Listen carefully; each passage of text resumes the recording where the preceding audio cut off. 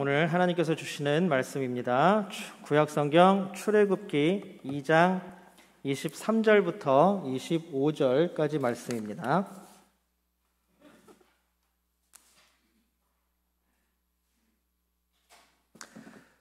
구약성경 출애굽기 2장 23절부터 25절까지 말씀입니다.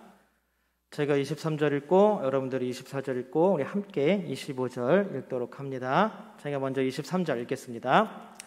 여러 해 후에 애굽 왕은 죽었고 이스라엘 자손은 고된 노동으로 말미암아 탄식하며 부르짖으니 그 고된 노동으로 말미암아 부르짖는 소리가 하나님께 상달된지라.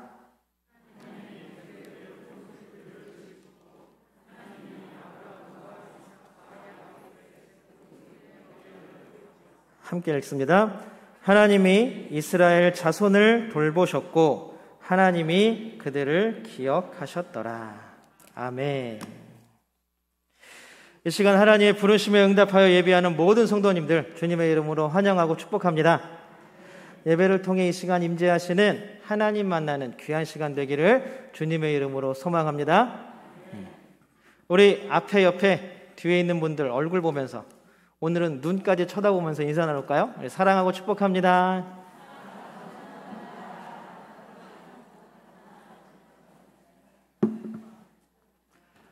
오늘은 제가 보니까 인사하시면서 웃으시는 것 같아요. 우리가 언제 이 마스크를 벗게 될지 모르겠습니다. 인사를 하는데 웃는 건지 인상을 쓰고 있는 건지 모를 때가 더 많은 것 같습니다. 우리 서로 인사 나눴으니까 하나님께 우리 믿음의 고백 올려드립니다. 우리 두 손을 하나님께 번쩍 들고 하나님께 우리의 믿음의 고백 올려드립니다. 하나님 좋습니다. 감사합니다. 사랑합니다. 하나님이 하시면 무엇이든지 다 이루어집니다. 하나님 좋습니다. 감사합니다. 사랑합니다. 하나님이 하시면 무엇이든지 다 이루어집니다. 아멘. 하나님께 영광의 박수 올려드립니다. 예전에 자주 하던 농담들이 있었습니다. 학교 복학하고 나서 이런 얘기들 많이 있죠. 여성들이 남성들과 함께 있는 자리에서 가장 듣기 싫은 이야기 1, 2, 3위. 먼저 세 번째 3위. 여성들이 남성들에게 가장 듣기 싫은 소리가 뭐가 있을까요? 아니 3위는 축구한 이야기래요. 이게 뭐 축구 경기 뭐 국가대표 월드컵 이런 얘기가 아니라 지가 축구한 얘기. 그러니까 자기가 축구한 얘기를 제일 싫어한대요. 그 두 번째 2위는 뭘까요? 네, 여기서 나오는 게 군대도 뭐 이제 요새 뭐 우리나라가 전투기를 만들었다더라, 뭐 항공모함을 만들었다 이런 얘기가 아니라 자기가 군대 갔다 온 얘기. 흔히 우리가 하는 얘기, 지가 군대 갔다 온 얘기. 그 1위는 뭘까요? 자기가 군대 가서 축구한 얘기. 이게 제일 듣기 싫은 얘기래요. 자기가 군대 가서 축구한 얘기. 우리나라에서 군대 얘기를 빼놓으면 아마 남자분들은 이야기할 게 별로 없을 것 같아요. 근데 또 가만히 듣고 있으면 온 나라는 다 자기 혼자 지켰고 그죠? 우리나라의 모든 한 80%의 모든 비밀은 다 자기 혼자만 알고 있고 다 이런 것 같습니다. 어느 정도 허풍이 있고 바람이 들어가 있지만 우리가 다 어느 정도 감안하고 들어주는 게 그래도 군대 가서 고생하고 왔으니까 이 정도는 우리가 들어줘야지 하는 마음으로 어쩌면 긍휼의 마음으로 들어주는 거죠. 근데 그것도 모르고 이제 신나서 막 얘기하죠. 군대에서 어른들이 흔히 군대 가는 청년들이나 이런 분들한테 이야기를 합니다. 야, 요즘 군대는 엄청 뭐 해졌어요? 편해졌어. 이게 위로가 돼요, 안 돼요? 안 되죠. 아니, 엄청 편해진 걸 알려면 지금 가는 이 청년도 옛날 군대를 갔다 왔어요. 편해졌는지 안 편해졌는지 알죠. 옛날을 경험해보지 못하고 지금 내가 경험하는 군 생활은 바로 이 생활입니다. 그러니까 결국 나는 이곳에 가서 내가 겪어보지 못한 힘듦을 또 감당해야 하는 것입니다. 그렇기 때문에 우리가 남의 힘듦, 남의 어려움, 남이 당하는 고난과 고통을 쉽게 이야기할 수 없는 이유이기도 합니다. 유퀴즈라는 프로그램이 하나 있어요. 거기서 어떤 의사분이 나와서 성형외과 의사인데 그분이 성형외과 의사도 하면서 타투이스트, 문신 새겨주는 일도 하시더라고요. 미국 가서 직접 배워왔대요. 의사인데. 왜냐하면 환자들이 화상이나 이런 상처들을 입으면 그것들을 가려주는 것, 문신만한 게 없다 그러더라고요. 그러면서 그분이 하신 말씀이 저한테 딱 남는 말씀이 하나 있었어요. 뭐냐면 우리나라 사람들은 다른 사람의 상처에 대해서 너무 가볍게 생각한다라는 것입니다. 어쨌든 내가 아닌 다른 사람의 상처에는 그 사람만이 알 수 있고 그 사람만이 당한 고난이 있고 슬픔이 있고 아픔이 있는데 어쩌면 우리들은 그 일에 너무 쉽게 참견하려고 하고 너무 쉽게 조언하려고 한다라는 것입니다. 그러니까 결국은 그 아픔과 그 슬픔에 공감해 주는 것, 그것이 가장 필요한데도 불구하고 우리는 다른 사람, 내 앞에 있는 사람, 내 옆에 있는 사람, 심지어 우리와 함께 살아가는 가족들이 당하는 아픔과 슬픔까지도 너무 가볍게 생각하는 것은 아닐까. 그래서 혹시 나도 목사라는 이유 하나만으로 성도들을 그렇게 대하고 있지 않은가라는 생각이 번쩍 들었습니다. 이렇게 보면 어쨌든 우리가 이 땅에서 살아가는 동안 고난이나 고통은 피할 수 없는 문제이기도 합니다. 이 얘기를 간단하게 얘기하면 모든 사람들은 자기만이 당하는 고난과 고통과 아픔과 슬픔 가운데 살아간다라는 것입니다. 그리고 그것은 해결되지 않은 채 계속 진행형이거나 아니면 잠시 쉬고 있는 상황이 거의 대부분이라는 것입니다. 오늘 우리가 읽은 본문의 상황이 그렇습니다. 우리 23절 한번 같이 읽어볼까요? 우리 23절 앞부분 정말 한번 같이 읽어보겠습니다. 새 번역입니다. 같이 읽겠습니다. 시작. 세월이 많이 흘러서 이집트의 왕이 죽었다. 간단하죠? 세월이 많이 흘러서 누가 죽었어요? 이집트의 왕이 죽었어요. 이 지금 죽은 이 이집트의 왕은 어떤 사람이냐 하면 이스라엘 백성들을 노예로 삼아서 고된 일을 시킨 사람입니다. 그리고 심지어는 이스라엘 백성들이 불어나서 자기들에게 반역을 일으킬까 봐 두려워서 태어나는 아이가 남자아이인지 여자아이인지 확인한 이후에 남자아이는 어떻게 해요? 죽이는 명령을 내린 왕이기도 합니다. 그런데 세월이 많이 흘러서, 그러니까 그 많은 세월 동안 지금 이스라엘이 그런 고난과 고통을 겪고 살았다는 거예요. 그런데 세월이 많이 흘러서 그 왕이 죽었다고 합니다. 그러면 우리가 기대하는 것은 뭐예요? 우리를 괴롭히고 우리를 억압하고 우리를 못살게 굴던 왕이 죽었으니까 이제 불행 끝, 행복 시작. 이렇게 돼야 좋잖아요. 이렇게 돼야 이야기하고 말하기도 편하잖아요. 그런데 그렇지 못합니다. 오늘 성경은 이스라엘의 고난과 고통이 그러함에도 불구하고 계속되고 있고 계속 현재 진행형이라는 것을 나타내고 있습니다. 우리 23절 전체를 한번 새 번역으로 같이 읽어보도록 합니다. 같이 읽겠습니다. 시작. 세월이 많이 흘러서 이집트의 왕이 죽었다. 이스라엘 자손이 고된 일 때문에 탄식하며 부르짖으니 고된 일 때문에 부르짖는 소리가 하나님께 이르렀다. 이스라엘이 당하는 고난이 끝나지 않았대요. 그 고난을 시작한 왕이 죽었는데 그러함에도 불구하고 그 고난은 계속 진행형이라는 것입니다. 형편이 하나도 나아진 게 없습니다.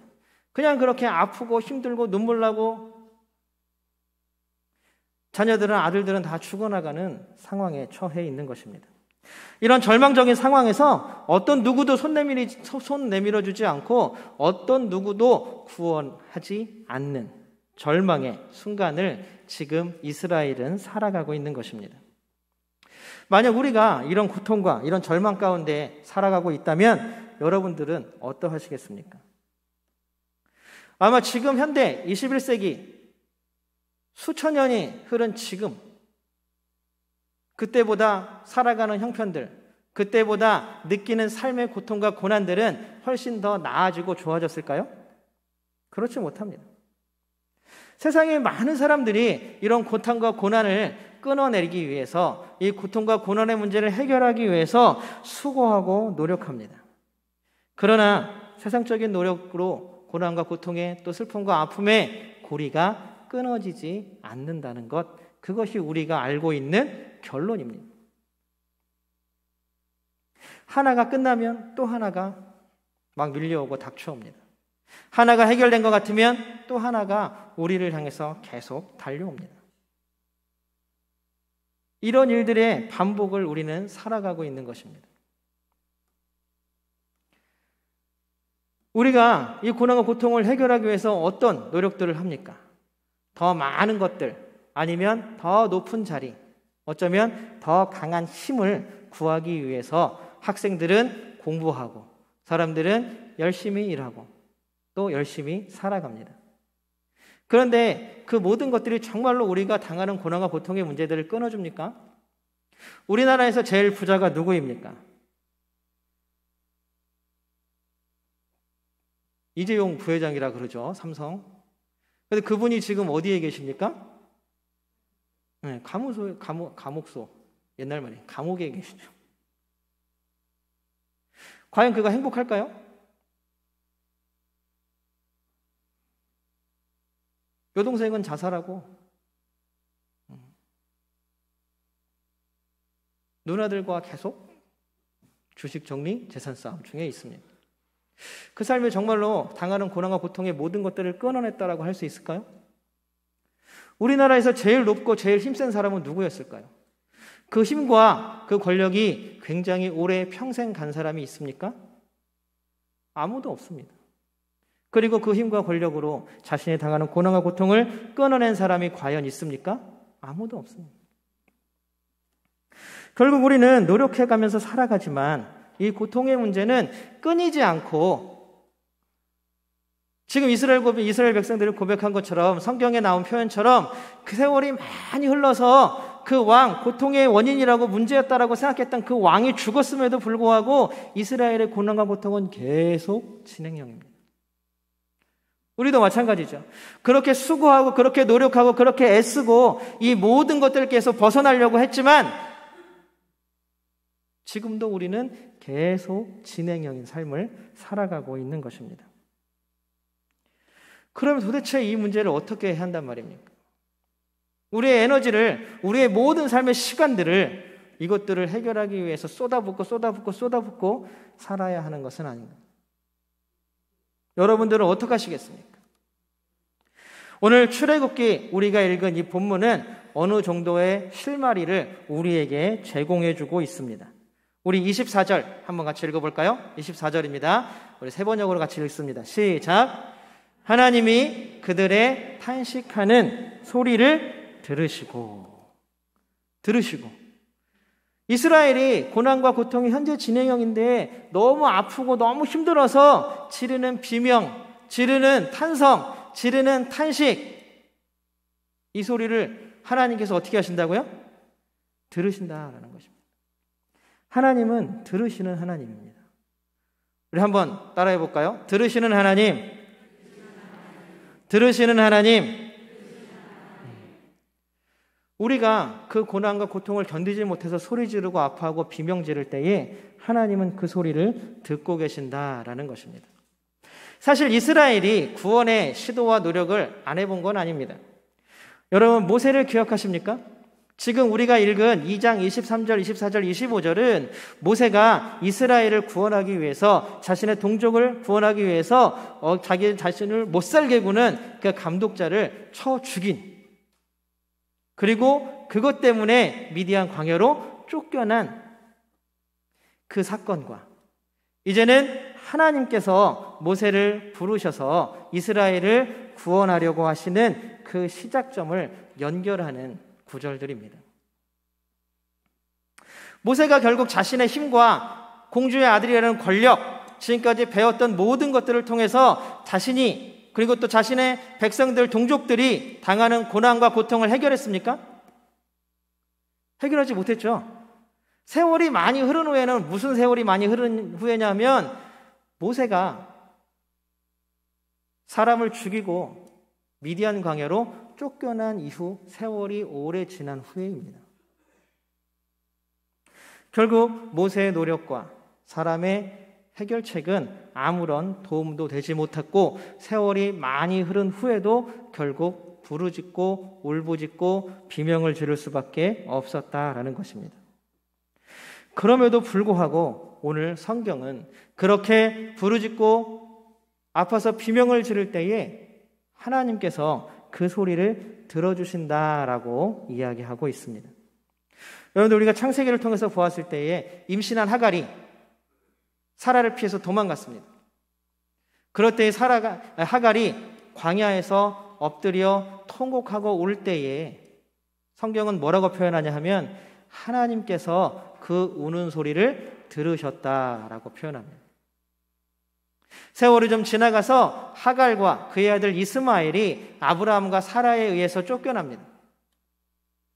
아니, 광야에서 여인이 아이를 하나 데리고 어디 가서 산단 말입니까?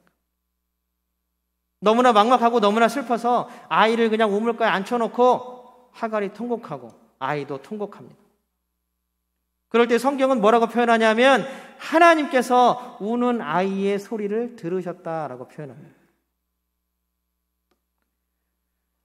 야곱의 아내가 처음에 라헬을 얻으려고 했지만 삼촌이 속여서 레아를 얻었습니다. 이 레아는 평생 야곱에게 사랑받지 못했습니다.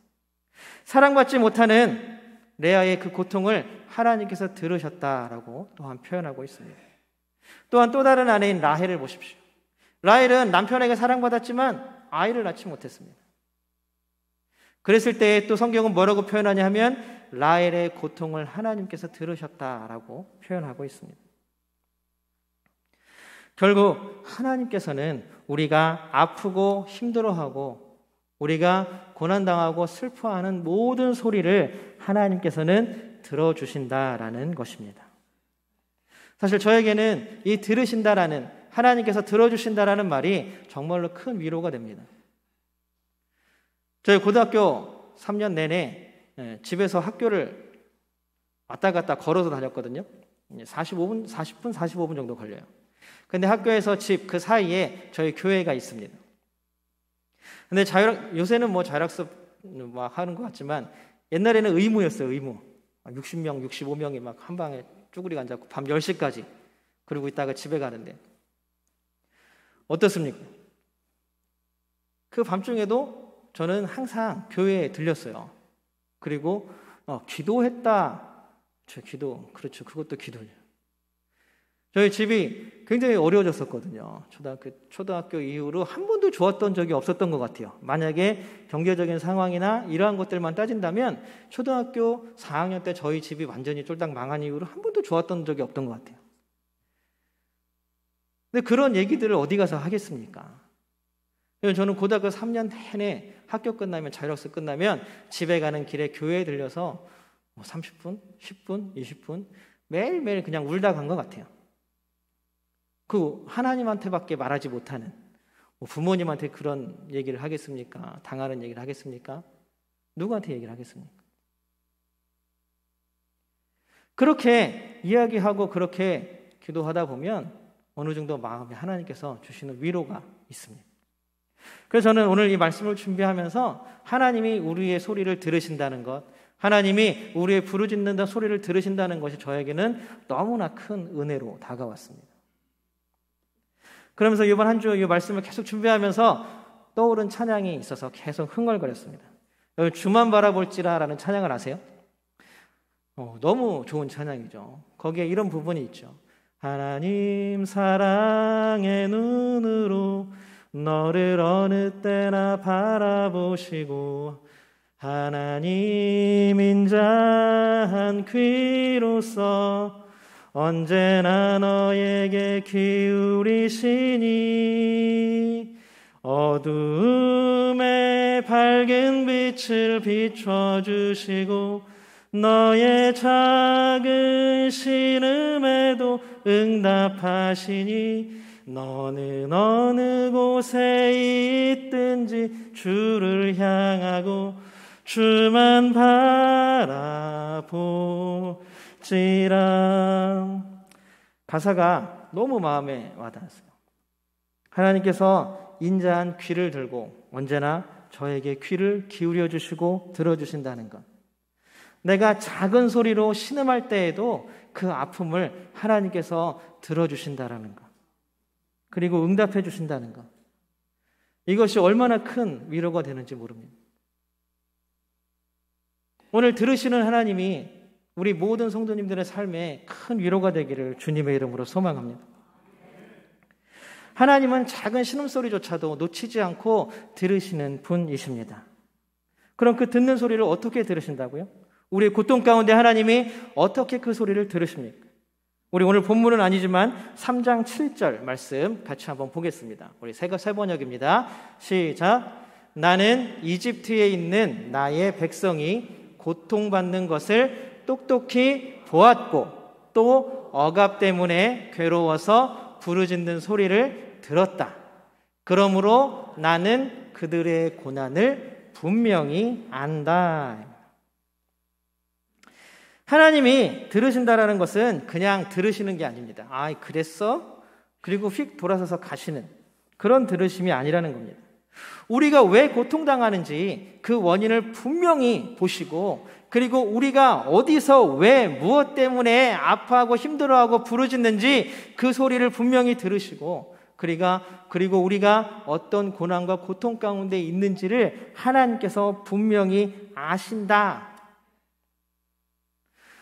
보셨고 들으시고 알고 계신다라는 사실입니다. 이 놀라운 하나님의 반응이 우리에게 큰 은혜가 되기를 소망합니다. 이 안다라는 것, 우리의 고통을 안다라는 말은 오늘 이 말씀뿐만이 아니라 2장 25절에도 나와 있습니다. 우리가 한번 읽어볼까요? 2장 25절 개역개정으로 우리 성경으로 한번 읽어볼게요. 저 위에 있는 것만 읽어보겠습니다. 시작. 하나님이 이스라엘 자손을 돌보셨고 하나님이 그들을 기억하셨더라. 우리 개역개정에는 그냥 이렇게 번역이 되어 있어요. 근데 히브리어 성경을 펼쳐서 그냥 단어 그대로 해석해서 딱 붙여보면 뭐가 되냐면 저 하늘색에 있는 글자가 됩니다. 같이 한번 읽어보겠습니다. 시작. 하나님이 이스라엘 자손들을 보셨고 하나님이 그들을 알았다. 어떻게 번역이 기억하셨더라로 되었는지 잘 모르겠어요. 여기서 기억하셨다라고 우리가 번역한 원래 히브리어는 뭐냐면 야다입니다. 야다라는 말은 알다, 알았다, 하나님이 우리를 안다, 내가 누구를 안다 라는 말입니다. 그럼 하나님이 우리를 알았다, 하나님께서 우리를 알았다 라는 말은 도대체 무슨 말일까요? 이 이야기를 김유건 교수님이라는 분, 구약학자죠, 유명한 분입니다. 수업 시간에 이렇게 해석을 해주셨습니다. 뭐냐면 다음 한번 넘겨주세요. PPT. 이 알았다라는 말 히브리어가 지금 다 깨졌네요. 폰트가. 다 한번 더 눌러주세요. 자, 한번 읽어보겠습니다. 시작. 서로 경험을 나누어 가진다입니다. 무슨 얘기냐면 이 아픔과 고통의 원인이 되는 그 슬픈 사건들을 그냥 나 혼자 아프고 슬프고 마는 것이 아니라 하나님이 우리와 함께 하심으로 말미암아 그 고통과 그 아픔을 나누어 가지셨기 때문에 그게 어떤 건지 하나님이 아신다는 거예요. 그냥 야 나도 군대 갔다 와서 나도 알아 이게 아니라 지금 네가 당하는 고난과 고통 내가 함께 나누어 가지고 있기 때문에 지금 그 고통을 알고 있다라고 말씀하시는 것입니다. 한 번만 더 눌러주세요. 보면 결국 저 말입니다. 하나님께서 우리의 고통을 함께 나누어 가지신다라는 것. 때때로 우리가 고난과 고통 가운데 있을 때, 슬픔 가운데 있을 때에는 하나님이 없는 것 같은, 아니 내가 이렇게 아프고 힘든데 왜 하나님 날 구원해 주지 않지? 어떻게 하나님 믿는 나에게 이런 일이 생길 수가 있지? 나는 예배도 잘 가고 나는 기도도 열심히 하고 나는 교회도 빠진 적 없고 나는 교회에서 봉사하는 일에 한 번도 뒷걸음질 쳐본 적도 없는데 왜 나는 이렇게 아프고 슬픈 일들이 많이 일어나는 거야? 결론은 어디로 갑니까? 하나님이 있나?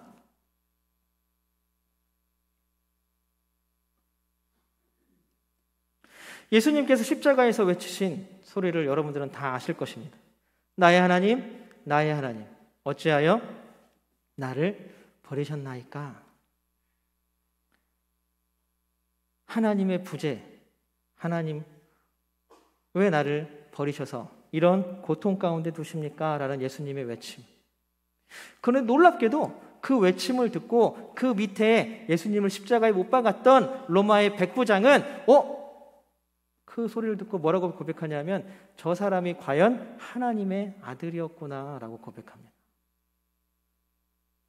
하나님의 구원의 역사는 그 누구도 알지 못하고 그 누구도 짐작할 수 없다라는 말입니다. 세계 제2차 대전 때 여러 수용소에서 유대인들이 죽어나갔습니다. 한 수용소에서 죽어가는 사람, 가스실과 고문과 총살로 죽어가는 유대인 자기의 동족들을 바라보면서 어떤 한 청년이 외쳤어요. 도대체 하나님이 어디 있는가? 하나님이 있다면 왜 우리가 이런 고난 가운데 있는가? 그랬더니 옆에 있던 나이든 랍비가 조용히 그 청년의 어깨를 붙잡고 이야기했습니다. 저기 지금 죽어가는, 저기 지금 고통받고 있는 저 사람과 하나님은 함께 계신다. 하나님이 함께 나누어 가지시기 때문에 우리가 어떤 고난과 고통이 있는지 안다라는 말입니다. 그럼에도 불구하고 우리는 하나님이 마치 없는 하나님 부재의 시간들을 또 살아가고 있습니다. 하나님은 도대체 있나? 나니아 연대기라는 소설을 쓴 20세기 기독교 최고의 변증가라고 이야기하는 C.S. 루이스는 자신의 아내가 병으로 죽었어요. 자신의 아내가 병으로 죽자마자 그 슬픔 가운데 있다가 그 슬픔에서 빠져나온 이후에 한 구절의 글을 쓰게 됩니다. 뭐라고 쓰냐 하면 당신의 눈이 눈물로 얼룩져 있는 한 아무것도 볼 수 없습니다. 우리의 시선이, 우리의 마음이 계속 당하는 고난과 고통의 그 사건에만 매어져 있고 거기에 얽매여져 있다면 우리와 함께 하신 하나님을 그 눈으로는 도저히 볼 수 없다라는 고백입니다. 사랑하는 성도 여러분, 지금 고난 가운데 계십니까? 여러분의 부르짖는 소리를 하나님은 지금도 듣고 계신 줄로 믿습니다. 먼 하늘에서 그냥 야 소리 지르니까 크게 잘 들리네 라고 쳐다보시는 게 아니라 거기서 그냥 소리 큰 사람의 말만 듣는 분이 아니라 우리가 아파하는 그 현장 가운데 내려오셔서 함께 그 고난과 고통을 당하시면서 부르짖는 비명소리를, 신음소리를 들으시고 계신다라는 사실입니다. 상담을 할 때 가장 기본은 들어주는 거라고 합니다. 내담자, 그러니까 그 뭐 환자라 그래도 됐고 상담 받으러 온 사람들이 자기 얘기를 쭉 합니다. 사실 이렇게 보면 상담사는 별로 하는 것도 없는 것 같아요. 그냥 계속 2시간이고 3시간이고 앉아갖고 그 사람이 하는 얘기 계속 들어주고 맞장구 쳐줍니다. 그런데 놀랍게도 그것만으로도 완전한 일은 아니지만 어느 정도 마음의 치유가 온다고 합니다. 들어주고 공감하는 것만으로도 이렇게 마음의 치유가 오는데 하나님께서 함께 고난의 현장에서 들어주시고 보시고 응답해 주시는 것 얼마나 큰 은혜이고 얼마나 큰 감사입니까? 갓난아기들이 여러분 의사소통을 할 때에 어떤 방법이 있을까요? 갓난아기들이 갑자기 배고프면 벌떡 일어나가지고 냉장고를 꺼내서 우유를 막 타서 먹을까요? 아이들이 소통할 수 있는 방법은 뭐밖에 없습니까? 우는 거밖에 없어요. 우는 거예요. 우는 거. 그냥 계속 우는 거예요.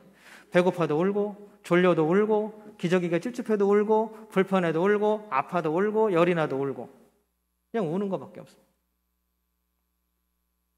그 놀라운 거는 뭐냐면 똑같은 울음소리거든요. 우는 건 다 똑같잖아요. 울잖아요. 그냥. 그런데 그 부모는 귀신같이 얘가 지금 왜 우는지를 알아요. 배고파서 우는 건지 기저귀가 찝찝해서 우는 건지 뭐가 마음에 안 들어서 우는 건지 아우 대단하지 않습니까? 이게 바로 부모의 힘입니다. 그리고 부모는 곧 가서 아이를 달래고 보듬고 그 문제들을 해결해 줍니다. 이 땅의 부모가 이렇게 자녀를 사랑할진데 하나님의 돌보심은 얼마나 크고 놀랍고 은혜롭겠습니까? 하나님은 우리를 보시고 들으시고 우리의 고난과 고통을 아시는 분인 줄로 믿습니다. 이제 그 고통을 들으셨기 때문에 이제 3장에서는 모세를 불러서 이스라엘을 구원할 계획을 하나하나 세워나가시고 계신 것입니다. 우리는 어떻게 해야 할까요? 우리는 무엇을 해야 할까요? 결국 하나밖에 없습니다. 우리는 하나님께 붙어 있기만 하면 됩니다. 우리는 하나님이 나와 함께 계시면서 나의 소리를 들으시고 계시다라는 사실을 우리는 분명히 인식하고 있으면 됩니다. 그리고 하나님께 부르짖고 아파하고 기도하면 됩니다. 왜요? 그 모든 소리를 다 들으시는 분이시기 때문입니다. 사랑하는 성도 여러분, 하나님은 우리의 소리를 들으시는 줄로 믿습니다. 우리의 부르짖는 소리를 들으시고 우리의 신음소리를 들으시는 분이십니다. 우리의 고난을 나누어 주시고 함께 하시는 분이십니다. 우리를 기억하시고 우리를 구원하시는 분이 바로 하나님이십니다. 그런 여러분, 제가 권면합니다. 하나님을 믿으십시오. 하나님을 만나십시오. 하나님께 기도하십시오. 지금도 우리 마음에 있는 모든 말들을 들으시는 분이 하나님이십니다. 들으시는 하나님께서 우리의 모든 삶 가운데 응답해 주실 줄로 믿습니다. 우리 시간 하나님께 찬양하며 나아갈 텐데요. 하나님, 우리가 드리는 이 찬양 가운데 함께 하여 주시고 우리의 마음을 굽어 살펴주시고 온전히 하나님께 우리의 모든 것들을 내어놓고 함께 하시는 하나님 손 붙잡고 이번 한 주도 한 걸음 한 걸음 나가게 하여 주시옵소서. 슬플 때 울고 아플 때 소리 지르고 외치고 비명 지르는 우리가 온전히 하나님만을 믿고 소리치고 외치고 비명 지르는 사람들이 되게 하여 주시옵소서. 들으시는 하나님께서 우리를 구원해 주실 줄로 믿습니다. 함께 찬양하겠습니다.